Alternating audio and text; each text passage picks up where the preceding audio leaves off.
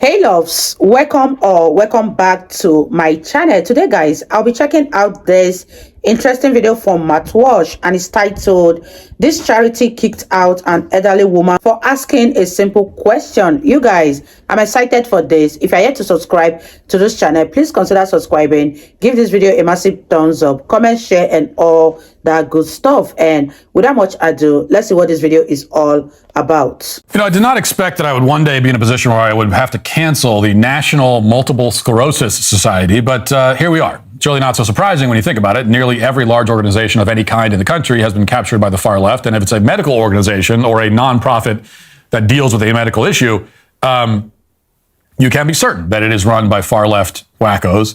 That's how you end up with this kind of situation, which we'll get into now. So backing up a few days, last week, the MS Society kicked out a 90-year-old volunteer who had been working with the organization for 60 years. Now, just to put that in perspective, this woman, Fran Itkoff, has been volunteering for this organization for nearly as long as the organization has existed.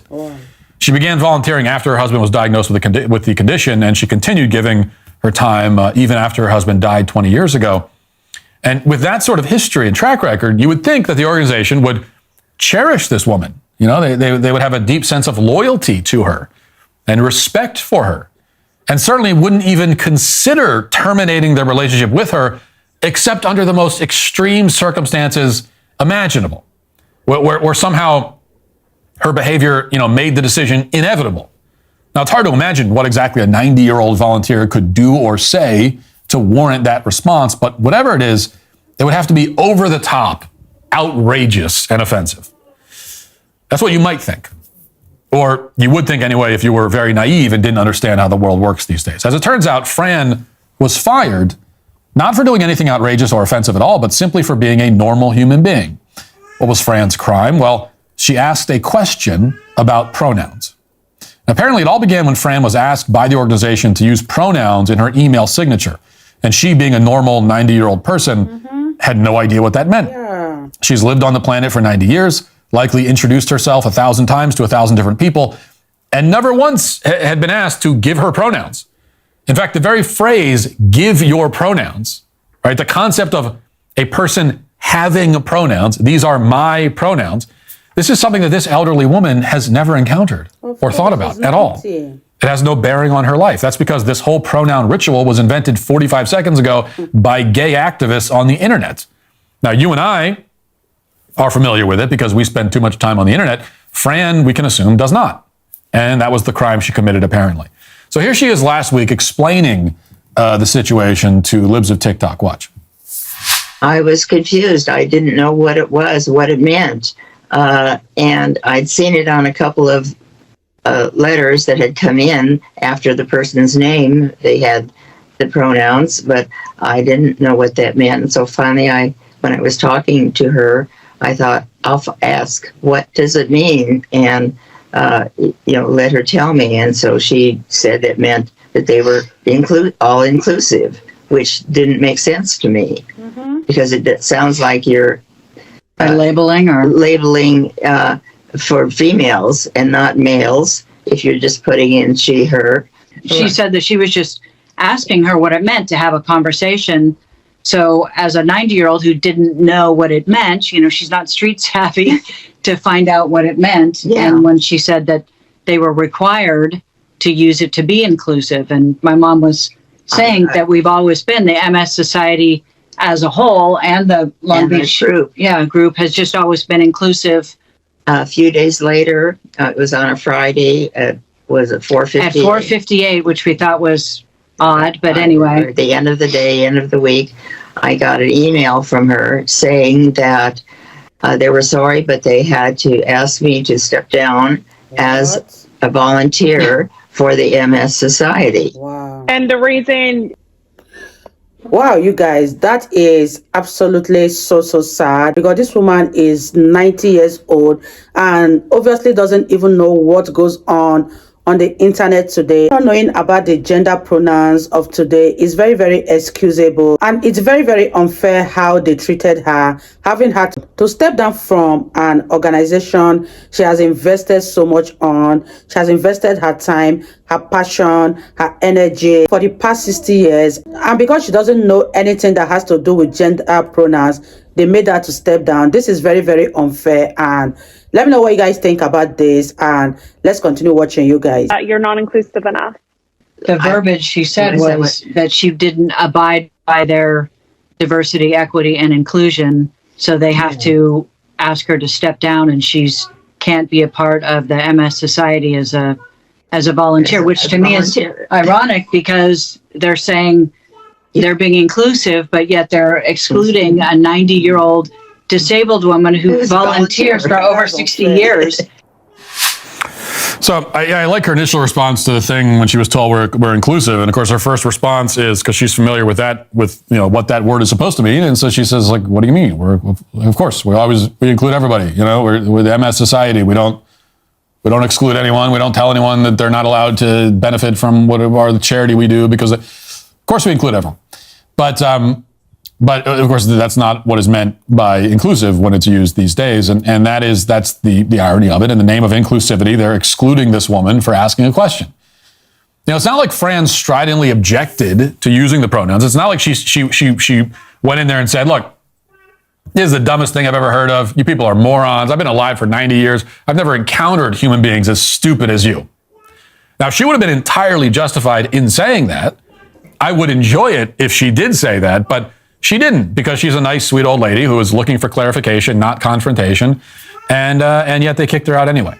Now, later in the week, the MS Society released a statement defending their decision to fire her. Reading from their statement, it says, quote, "As an organization, we firmly believe that we best serve and support those living with MS by creating a space that welcomes all. This is especially true for self-help group leaders who are responsible for leading meetings for people affected by MS to confide in and support one another. Recently, a volunteer, Fran Itkoff, was asked to step away from her role because of statements that were viewed as not aligning with our policy of inclusion. Fran has been a valued member of our volunteer team for more than 60 years. We believe that our staff acted with the best of intentions and did their best to navigate a challenging issue. As an organization, we are in continued conversation about assuring that our diversity, equity, and inclusion evolve in service of our mission, and we will reach out to Fran in service of that goal."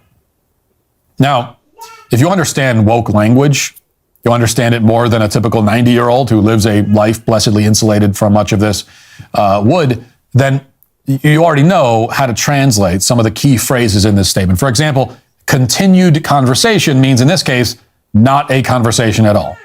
A conversation is what Fran was trying to have originally. She was trying to have a conversation, like a person, where someone said something and she's like, I don't know what you mean by that.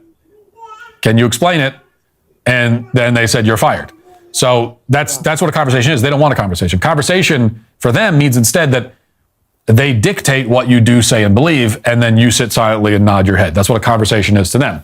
It's the only conversation they want to have. And in similar fashion, navigating a challenging issue does not mean that they are navigating a challenging issue.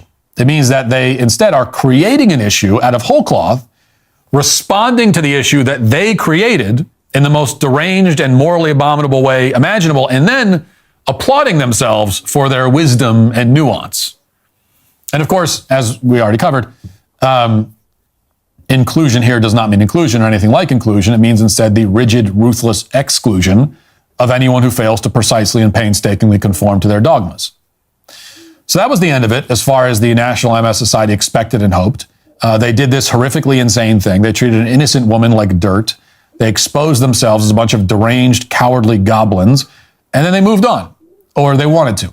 Wow, you guys, the MS Society really, really did wrong to this elderly woman, because if they have explained everything to her, maybe she would have accepted, because she doesn't really know what is going on in the world right now. Let me know what you guys think about this video, and let's wrap this video up, you guys. But unfortunately for them, the public found out about all this, thanks in large part to libs of TikTok, and this led to a fully justified and quite reasonable public backlash. In the organization, they tried to hide under a bed, for a while until people stopped shouting at them. That strategy only lasted a few days until they finally relented and issued this follow-up statement. This is what they posted yesterday. Quote, the National Multiple Sclerosis Society apologizes to our longtime dedicated volunteer, Fran Itkoff. Recently, we asked Fran to step down from her role as a group leader because of statements made that we viewed as not aligning with our recently implemented diversity, equity, and inclusion policy. We realize now that we made a mistake and we should have had more conversations with Fran before making this decision. Over her 60 years of volunteer service, Fran has been a committed champion for our cause. We had an opportunity to work with her and support her as a self-help group volunteer leader, but as an organization, we fell short. While we acted at the time with the best intentions, we did not have clear protocols in place. We should have spent more time with Fran to help her understand why, as an organization, we are dedicated to building a diverse and inclusive movement where everybody has equitable access to the care, connections, and support they need to live their best lives. Okay. So, they have apologized to Fran and asked her to come back. No word yet, as far as I know, on whether Fran has any interest in working with them again. Either way, needless to say, the organization deserves absolutely no credit for issuing this apology and retraction. For one thing, they're only doing it because they have to.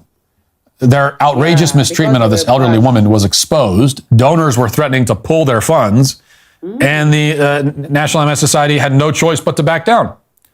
If this story had never gone public, if nobody ever found out about it, if they'd been able to just toss this old lady overboard and continue rowing along like nothing happened, then that's exactly what they would have done.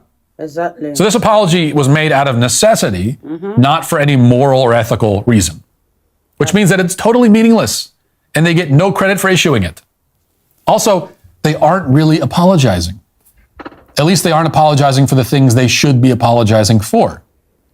They said that they should have had more conversations with Fran, and they should have made protocols more clear and done more to, quote, help her understand why she's expected to engage in these bizarre rituals.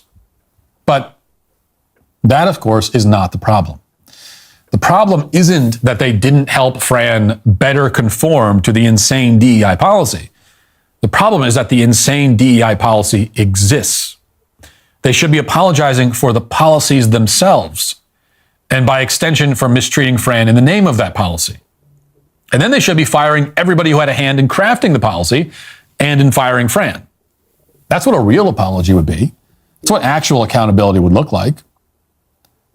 Which is why the people threatening to pull their funds should still pull them. Exactly. If you donate to the National MS Society, you should stop and you should not start again. I don't care if they made this apology. They should still be made to reap the consequences. That's the only way to put a stop to this madness. Or else there will be a lot more Frans falling victim to it in the future.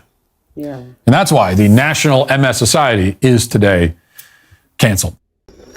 Wow, you guys, that was such an interesting one from Matt Walsh. And what are your thoughts on the apology letter issued by MS Society? Do you think it was issued out of their moral standard, knowing that what they did was wrong, or because people were trying to pull off their funds? One thing is for sure, Frank does not deserve the treatment she got, not after all she did for the society for the past 60 years of her life. Let me know your thoughts and leave it in the comment section.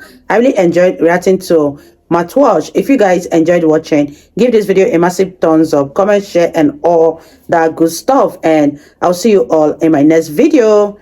Bye, guys.